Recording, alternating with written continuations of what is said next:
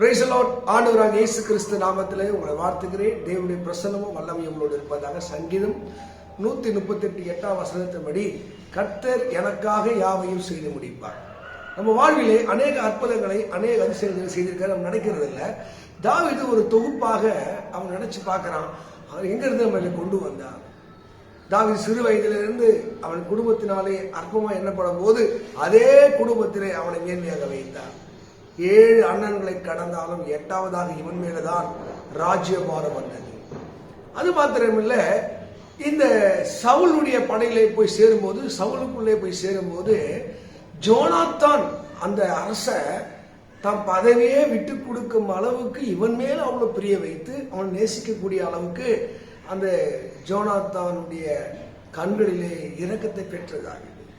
சவுல் எதிரியாக மாறி துரத்தும் போதெல்லாம் அங்கே பாருங்க, ஆசாரியர்களே தேவ சமூகத்தை அப்பத்தை கையில எடுத்து கொடுத்து தாவீதுக்கு உதவி செய்து அவங்க குடும்பம் செத்து போனாங்க சவுல் கையில.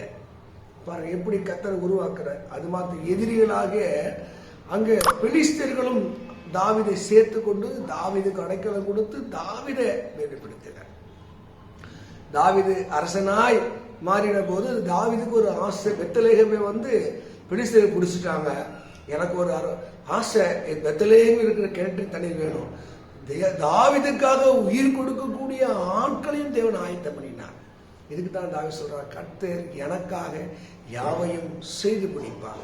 தேவ மக்களே, ஏசப்பாவை நம்பிட்டா அவர் உங்களை உயர்த்துற வரைக்கும், உங்களை வாழ வைக்கிற வரைக்கும் அவர் எதை வேணாலும் செய்வார். ஏனென்றால் தேவன்.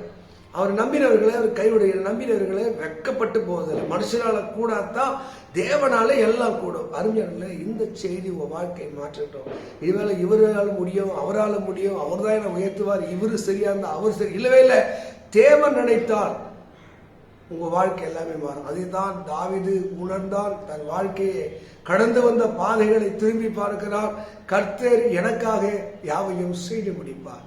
உங்க வாழ்விலே அந்த உணர்வுக்கா பாருங்க. இதுவரைக்கும் நீங்கள் கண்டிராத மேன்மை, கண்டிராத நன்மை, கண்டிராத ஆசீர்வாதங்கள் உங்களை தேடி வர ஆயத்தம். எப்படி தெரியுமா? தேவனால் எல்லாம் முடியும், மனுஷனாலே கூடாது, தேவனாலே எல்லாம் கூடும் என்ற எண்ணங்கள், சிந்தைகள் எப்போ உங்களுக்குள்ள வருகிறதோ அன்றைக்கு வாழ்க்கையில் எல்லா தோல்விகளிலிருந்து கர்த்தர் செய்து தருவார். தாவீது நமக்கு உண்மையை சொல்லி தருகிறார்.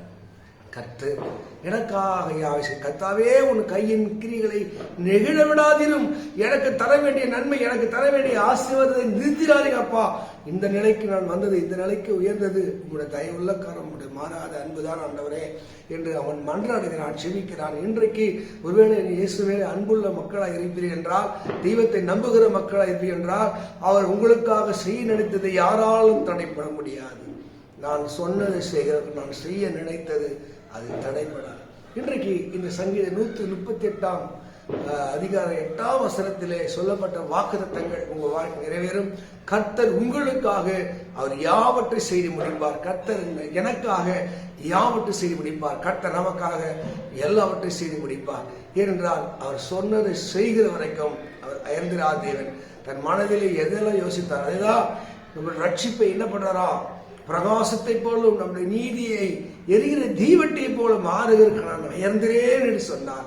கலங்காதீர்கள், உங்களுடைய இருளை அவர் வெளிச்சமாக மாற்றுவார், கண்ணீரை களிப்பாக மாற்றுவார், உங்கள் துக்கத்தை சந்தோஷமாய் மாற்றுவார்.